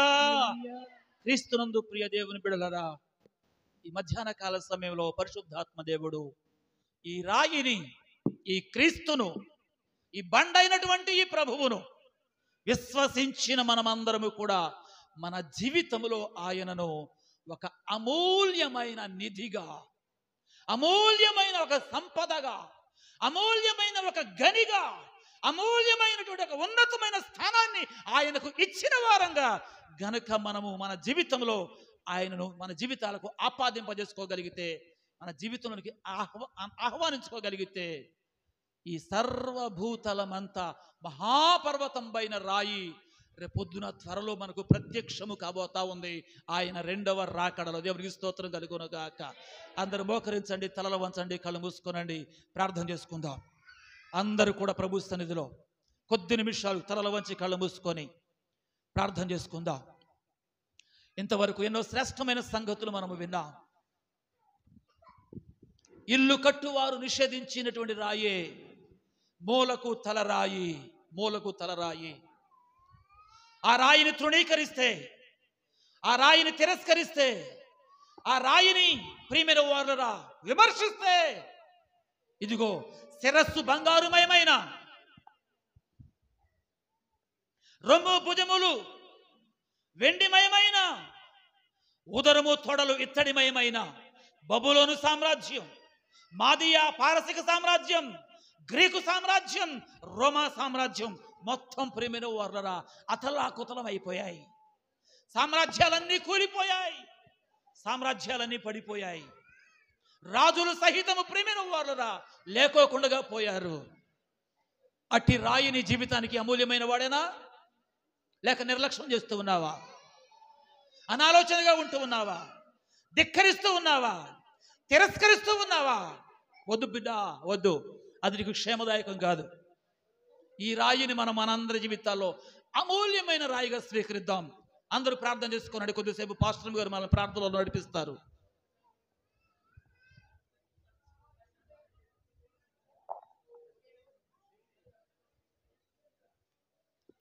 ఈ శ్రేష్టమైన రాయిని ఎలా స్వీకరించాం? ఆనాడు 6 లక్షల మంది నీళ్లు లేక నోరెండిపోతున్నప్పుడు బండలో నుండి అన్ని లక్షల మందికి నీరిచ్చి దాహము తీర్చిన ఆ బండ క్రీస్తే కదా. ఎలా స్వీకరిస్తున్నావు? మేలిమి బంగారు రాజ్యమైన, వెండి రాజ్యమైన, ఇత్తడి రాజ్యమైన, ఇనుము రాజ్యమైన అన్నిటినీ చేతి సహాయము లేని ఈ రాయి వాటి మీద పడి తునాతునకలు చేసినట్లుగా ఏది ఆయనకు ఎదురుగుండా ఆయనకు విరోధముగా లేచిన ఏ ఆయుధము వర్ధిల్లదు. కాబట్టి ఈ రాయి మనకు అమూల్యమైన రాయి. విశ్వసించిన వారికైతే అమూల్యమైన రాయి. ప్రభువా, నిన్ను విశ్వసించామయ్యా. దేవా, నిన్ను వెంబడిస్తున్నామయ్యా. దేవా, దేనినైనా విరగొట్టగలిగిన సత్తా నీ దగ్గర ఉంది. నీకంటే విరోధముగా మేము నైనా నీకంటే ఏది ఎక్కువగా ప్రేమించకూడదయ్యా. మా జీవితాలలో నిన్నే అమూల్యమైన వాడిగా, వెలకట్టలేని ప్రేమ నీది ప్రభువా. మేము లోకములో నశించిపోతున్నప్పుడు సజీవమైన రాయిగా నీవుండి మమ్మల్ని కూడా సజీవమైన రాళ్ల వలె కట్టబడమన్నావుగా, ఆత్మ సంబంధమైన మందిరాలుగా. దేవా, మేము నీ స్వరూపంలోనికి మార్చబడి నీ పోలిక చొప్పున మేము కూడా వచ్చి ఆత్మ సంబంధమైన మందిరాలుగా కట్టబడడానికి మీరు సహాయం చేయనైనా. అప్పుడే నీవు మాలో నివసిస్తావు. ఆ నిశ్చలమైన పరలోక రాజ్యంలోనికి వెళ్ళడానికి వీలు కలుగుతుందయ్యా. ఈ లోకములో దేనిని బట్టి అతిశయించకుండగా, దేనిని బట్టి గర్వించకుండగా, నెబుకద్నెజరు మేలిమి బంగారు రాజ్యం అయినప్పుడు గర్వించాడు కదా. ఆయనకు వ్యతిరేకంగా ఏది ఉన్నా దేవుడు గడ్డి మేపించాడు. నీకు వ్యతిరేకంగా దేనిని బట్టి మేము అతిశయించకూడదయ్యా. అయినా ప్రార్థన చేసుకుందాం. మిమ్మల్ని అమూల్యమైన వాడిగా ఎంచుకోకుండా దేవునిని అమూల్యమైనదిగా, దేవుని కార్యక్రమాలే అమూల్యమైనవిగా ఎంచుకున్నామా? ఒకసారి మళ్ళీ మనం పరిశీలన చేసుకోవాలి. ఆయన సన్నిధి అమూల్యమైనదా? ఆదివారం ఆరాధనే అమూల్యమైనదేనా? ఎంత ప్రాముఖ్యమైనదని ఎంచి అది దేవుని కార్యక్రమం కాదా? దేవుని సన్నిధిని ప్రేమించాల్సిన అవసరం లేదా? ఆయన అమూల్యమైన వాడు అని అనుకుంటా కూడా ఆయన సన్నిధిని ప్రేమించకపోతే, ఆయన కార్యక్రమాలను ప్రేమించకపోతే, ఆయన ప్రేమను అలాగూ నిర్లక్ష్యం చేస్తే ఎలాగూ తప్పించుకుంటాం? ఆ గొప్ప ప్రతిమ దంచబడి తునకలైనట్టుగా, గాలికి చెదరగొట్టబడినట్లుగా మన జీవితాలు ఆయనే అడ్డుబండగా, అడ్డురాయి అయిపోతే ప్రతి జీవితం అలాగే అయిపోతుంది కదా. దేవా, మిమ్మల్ని అమూల్యమైన వాడిగా, మా స్వంత రక్షకునికి అంగీకరించామయ్యా. దేవా, మమ్మల్ని చూడండి, మీలో ఆత్మ సంబంధమైన మందిరాలుగా, ఆత్మస్వరూపి మా హృదయాలను మీరు కట్టండి ప్రభువా, మా జీవితాలను మీరు కట్టండి, మీ సంఘములో నిలబెట్టండి. దేవా, మీ కార్యక్రమాలే ప్రాముఖ్యమని ఎంచుకోవడానికి మీరు సహాయం చేయనని ప్రార్థించుకుందాం. హృదయపూర్వకంగా ప్రార్థించుకుందాం. వాక్యం అర్థమైతే దేనికి ప్రాముఖ్యత ఇస్తున్నామో, దేనిని ఎక్కువగా ప్రేమిస్తున్నామో దానిని ఒకసారి తిరిగిన దేవా, యేసయ్యా నీకు వందనాలు. దేవా, నిషేధించబడిన రాయి మూలకు తలరాయి. నిజమేనయ్యా, ఆ రాయి ఏమయ్యున్నదో ఈరోజు స్పష్టంగా మాట్లాడావు. అయినా నెబుకద్నెజరుకు వచ్చిన కలభావం దైవ జ్ఞానము కలిగిన దానియేలు చెప్పగా, దేవా అది మీ దైవ గ్రంథములో వ్రాయబడి ఉంది, మాకు అర్థమయ్యేటట్లుగా నిజంగా ప్రభువా నైనా మేలిమి బంగారమైన, వెండి అయినా, ఇత్తడి అయినా, ఇనుము అయినా, మట్టి అయినా, ఏదైనా ప్రభువా అయ్యా నీ ఎదుట ఏది నిలబడలేదు. చేతి సహాయము లేని రాయి దాని మీద పడి పాదములు పడిపోయినైనా ముక్కలు చేసినట్టుగా, పొడి చేసినట్లుగా, దంచినట్లుగా ఏది మీ ఎదుట విరోధమైన, మీకు విరోధమైన ఏ ఆయుధము వర్ధిల్లదు కనుక ప్రభువా ఏ రాజ్యము నిలబడదయ్యా. అది ఎంత గడ్డైన పరిస్థితిని మేము అనుకున్నాం, మీ ఎదుట ఏది నిలబడదయ్యా. ఒక సమయం రాబోతుంది దేవా, రెప్పపాటునను కొనిపోతూ సంఘాన్ని తీసుకొని పోతావు నైనా దేవా. తరువాత లోక శ్రమలు దేవా అవి నిత్య నరకము గనుక ప్రభువా ప్రజలు గుర్తించినట్లుగా మీరు సహాయం చేయండి దేవా. మాకు విశ్వసించిన వారికైతే అమూల్యమైన రాయి కదనైనా మేమందరం విశ్వసించాం, తెలుసో తెలియకో ప్రభువా దేవా నీకు వందనాలు. ఇప్పటి వరకు సరిగ్గా మిమ్మల్ని స్వీకరించకపోతే, మిమ్మల్ని విశ్వసించకపోతే దయతో మీరు క్షమించండి ప్రభువా. ఇప్పుడు నైనా మీ కార్యక్రమాలంటే, మీ సన్నిధి అంటే మీరు చూపించే ప్రేమ ఏదో దానిని మేము గుర్తెరుగునట్లుగా మీరు సహాయం చేయండి. నిజంగా నీవు చూపించే ప్రేమ ఎత్తు లోతు ప్రభు అది మేము గ్రహించలేక ఉన్నాం.